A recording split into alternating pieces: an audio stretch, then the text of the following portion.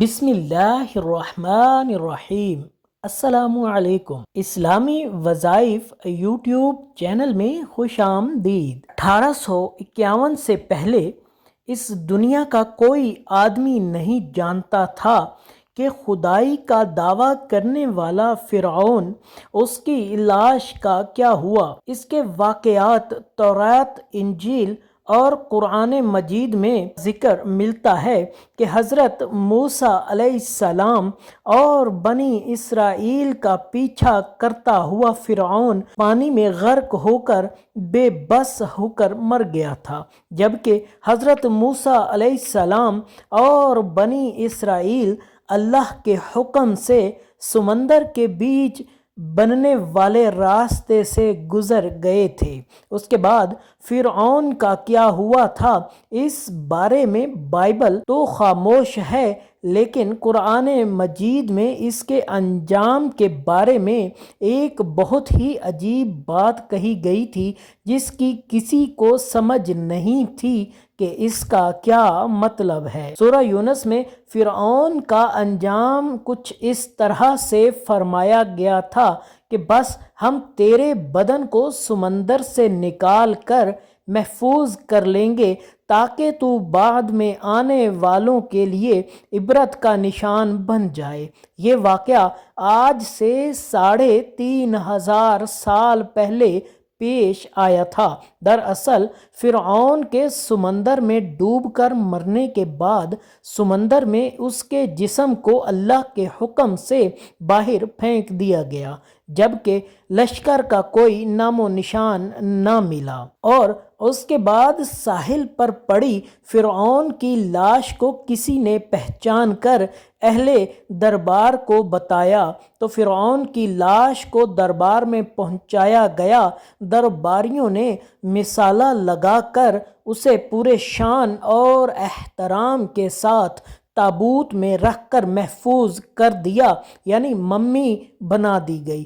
Mummy بنانے کے اس عمل کے دوران ان سے ایک غلطی ہو گئی تھی، کیونکہ فرعون سمندر میں ڈوب کر مرا تھا اور مرنے کے بعد کچھ عرصہ پانی میں رہنے کی وجہ سے اس کے بدن پر سمندری نمک کی ایک تہ جم گئی تھی۔ انہوں نے اس کی لاش پر اسی طرح رہنے دیا اور اسے حنوط کر لیا۔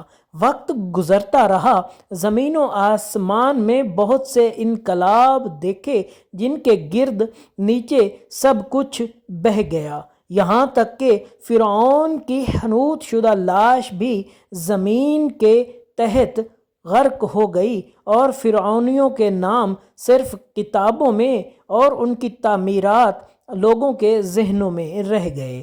اس واقعے کے 2000 سال بعد اس دنیا میں اللہ کے آخری نبی حضرت محمد صلی اللہ علیہ وآلہ وسلم تشریف لائے۔ قرآن مجید میں فرعون کے قصے بڑی تفصیل کے ساتھ بیان کیے گئے تھے۔ اسی سلسلے میں اس کے جسم کو محفوظ کرنے کے متعلق آیات بھی نازل ہوئی تھیں، جس کی سچائی پر اہل ایمان کا پختہ یقین تو تھا، لیکن وہ سمجھنے سے قاصر تھے کہ اس خدائی کا دعویٰ کرنے والے کی لاش کہاں محفوظ کی گئی اور اسے عبرت کا نشان بنایا گیا۔ یوں ہی چلتا رہا، پھر ایک عرصے میں مصر کا ایک شہری جس نے ایک معمولی چور کہا جاتا تھا، احمد ابدال کو فرعون کی حنوط شدہ لاشوں کی طرف جانے والے خفیہ راستے کا پتہ چل گیا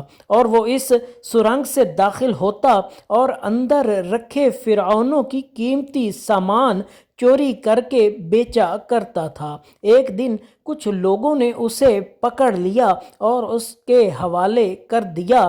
جس جگہ سے یہ سامان چوری کرتا تھا وہ دریائے نیل کے قریب تھا۔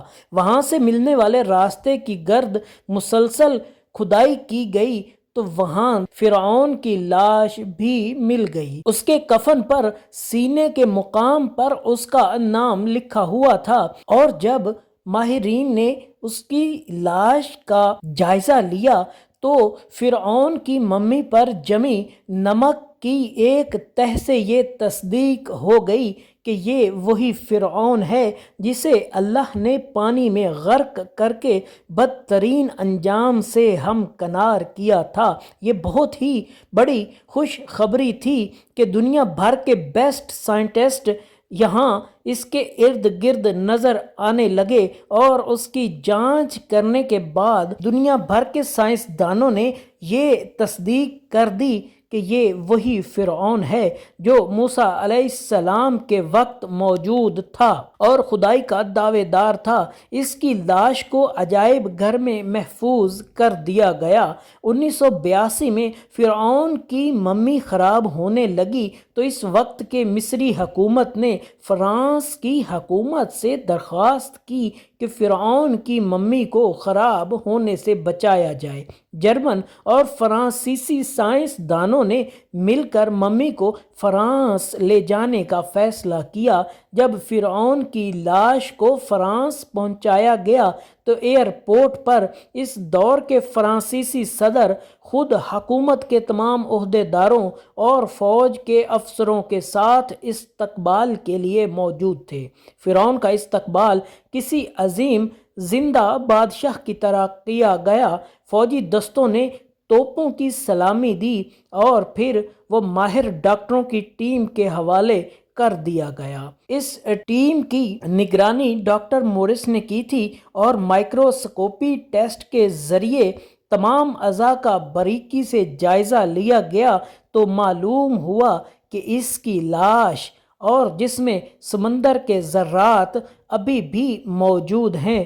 ڈاکٹر نے اس ممی کے بارے میں مزید جاننے کی کوشش کی تو انہیں معلوم ہوا کہ اس کے متعلق مسلمانوں کے نبی حضرت محمد صلی اللہ علیہ وآلہ وسلم پر اتری کتاب قرآن مجید میں تفصیل سے واقعہ بیان کیا گیا ہے۔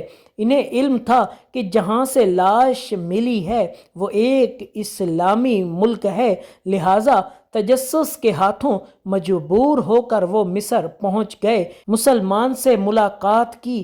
اس نے قرآن پاک کو کھول کر ڈاکٹر مورس کو سورہ یونس کی آیت کا ترجمہ لفظ بلفظ سنایا۔ فرعون کی خدائی کا دعویٰ، اس کا پانی میں ڈوب کر مرنا اور پانی سے نکال کر اس کی لاش کا محفوظ ہو جانا اور پھر دوبارہ اس لاش کا ملنا، جدید سائنسی طریقے سے اس کی لاش کو محفوظ کیا جانا، ان سب کا اشارہ ایک ہی جانب تھا اور وہ بہت واضح تھا۔ بعد میں آنے والوں کے لیے عبرت کا نشان بنا دوں گا۔ فرعون کی لاش محفوظ کر کے اسے دنیا کے سامنے لا کر رکھ دیا گیا کہ انٹرنیٹ کے ایک کلک پر رسائل اور چینلز پر اور میوزیم میں اربوں انسانوں کی آنکھوں کے سامنے یہ بہترین اور قابل اعتراض حالت میں موجود ہیں، عبرت کے لیے، سوچنے کے لیے کہ عبادت کے لائق اور ہمیشہ رہنے والا وہی رب ہے جو سب کا خالق اور رازق ہے۔ ڈاکٹر مورس آیت کا ترجمہ سن کر پکار اٹھے کہ اللہ سچا ہے اور قرآن سچ ہے، اور کلمہ پڑھا اور مسلمان ہو گیا۔